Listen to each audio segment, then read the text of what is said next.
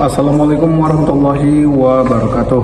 Perkenalkan, nama saya Imam Saifi. Di sini saya akan mencoba untuk menjelaskan bagaimana cara untuk mengembalikan habitat alami yang sebelumnya hilang, akan tetapi kita kembalikan ke tempatnya semula. Seperti kita ketahui bahwa semakin tahun penggunaan alih fungsi lahan semakin membuat habitat alami itu hilang. Nah, di sini saya akan mencoba untuk menjelaskan atau menyebutkan beberapa langkah yang dapat kita lakukan untuk mengembalikan habitat alami itu sendiri. Yang pertama itu adalah release, kemudian yang kedua adalah relocation, yang ketiga adalah reproduction, yang kemudian adalah adanya namanya restocking. Kemudian setelah itu kita bisa melakukan rehabilitation, kemudian kita juga bisa melakukan penelitian, atau setelah dilakukannya kegiatan yang 5 ini tadi, kita dapat melakukan penelitian apakah kegiatan itu berhasil atau tidak. Itu dinamakan dengan research. Nah, yang selanjutnya adalah upaya perbaikan sifat kimia lahan tambang emas dengan pemberian amelioran terhadap pertumbuhan kedelai di Kabupaten Sejunjung.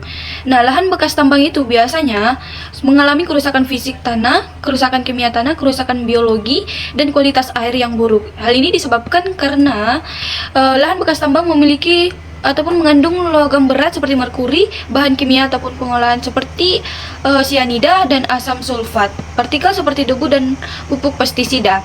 Nah, hal yang dilakukan pada jurnal ini adalah dengan pemberian amelioran, revegetasi, pengolahan tanah, pengendalian erosi, pengujian dan pemantauan tanah, serta pembersihan limbah berbahaya, serta penanaman kedelai. Nah, amelioran yang digunakan di sini adalah pupuk kandang.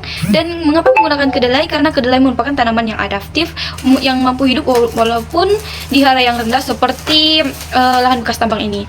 Nah, dosis amelioran yang diberikan di sini ada 5, yaitu yang pertama dengan kontrol tanpa pemberian sama sekali, yang kedua 0,5 jerami ditambah dengan 0,5 pupuk kandang, yang ketiga ada 1 kg jerami ditambah 1 kg pupuk kandang, yang keempat ada 1,5 jerami dan 1,5 pupuk kandang, dan yang terakhir 2 kg jerami dan 2 kg pupuk kandang.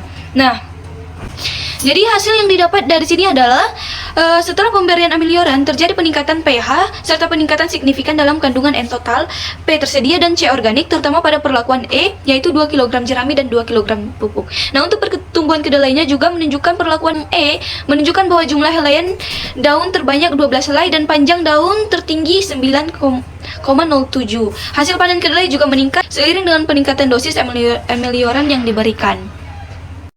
Rehabilitasi lahan merupakan proses memperbaiki kesuburan dan sifat fisik tanah agar dapat dijadikan sebagai lahan pertanian. Nah, ini merupakan contoh lahan dari bekas tambang.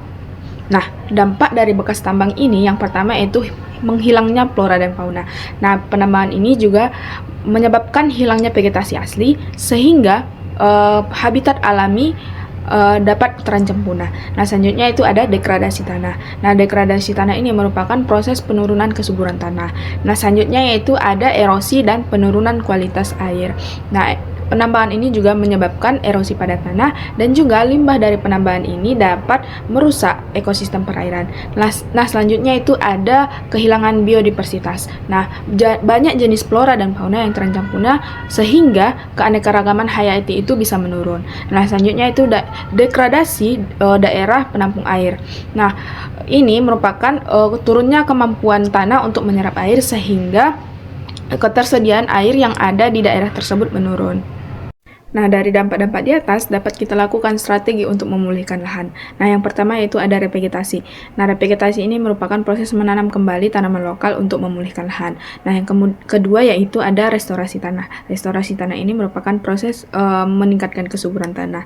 Nah, yang ketiga yaitu ada pengendalian erosi. Nah, pengendalian erosi ini dapat kita lakukan dengan cara menanam tanaman penutup. Nah, selanjutnya itu ada restorasi struktur topografi. Nah, itu untuk mengatur kontur tanah dengan mengembalikan ke kondisi alami. Nah, selanjutnya itu ada pengendalian sumber air. Nah, pengendalian sumber air ini dilakukan dengan sistem drainase sehingga dapat mengatur aliran air. Nah, ini merupakan contoh lahan yang sudah direhabilitasi. Di sini saya akan mereview hasil jurnal tentang beberapa dampak ahli fungsi hutan serta upaya yang diusulkan dari jurnal tersebut. Yang pertama ada kehilangan habitat dan kepunahan. Yang kedua, fragmentasi habitat. Yang ketiga, perubahan ekosistem. Dan yang terakhir ada dampak terhadap migrasi dan kelangsungan hidup beberapa spesies yang terganggu. Upaya yang diajukan dari jurnal ini, yang pertama ada pengembangan kawasan lindung, yang kedua ada restorasi habitat, melakukan upaya restorasi untuk memulihkan ekosistem yang baik. Yang ketiga, pengembangan kebijakan berbasis. Yang keempat, melibatkan masyarakat lokal untuk memperbaiki ekosistem hutan tersebut. Dengan langkah-langkah ini, semoga dapat mengurangi dampak negatif dari kerusakan hutan ini. Di sini saya akan membahas dan menjelaskan cara mengembalikan habitat alami yang sebelumnya hilang akan dikembalikan ke tempatnya semula. Seperti yang kita lihat, setiap harinya ahli fungsi lahan yang membuat habitat alami itu hilang. Maka dari itu, di sini saya akan membahas upaya untuk mengembalikan habitat alami itu sendiri. Yang pertama dengan cara revegetasi, lalu penambahan tanah pucuk, lalu perencanaan saluran drainase, lalu pemeliharaan tanaman, lalu pengelolaan keanekaragaman hayati, dan yang terakhir monitoring penelitian. Assalamualaikum warahmatullahi wabarakatuh. Di sini saya akan mempresentasikan jurnal saya yang berjudul Tinjauan Reklamasi Lahan Pasca Tambang Timah melalui penanaman tumbuhan pakan. Nah, kondisi lahan pasca tambang timah di sini yaitu tandus, pH rendah, serta kadar unsur hara NPK yang sangat minim. Struktur tanah berubah drastis, kehilangan topsoil, dan terkontaminasi logam berat seperti timbal. Tanah ini tidak produktif untuk pertanian tanpa upaya rehabilitasi. Nah, upaya rehabilitasi yang dilakukan di sini yaitu penambahan bahan organik seperti pupuk kompos untuk memperbaiki kesuburan tanah. Penanaman hijauan pakan ternak seperti lamtoro, indigofera, gamal, kaliandra, sorghum yang bertindak sebagai fitoremediasi mengurangi logam berat dan meningkatkan kualitas tanah. Serta sistem pertanian terpadu yang mengintegrasi tanaman dan peternakan untuk menambah input karbon menciptakan keseimbangan ekosistem. Hasil menunjukkan bahwa dengan strategi ini, lahan pasca tambang timah mengalami peningkatan pH, unsur hara, dan produktivitas tanaman.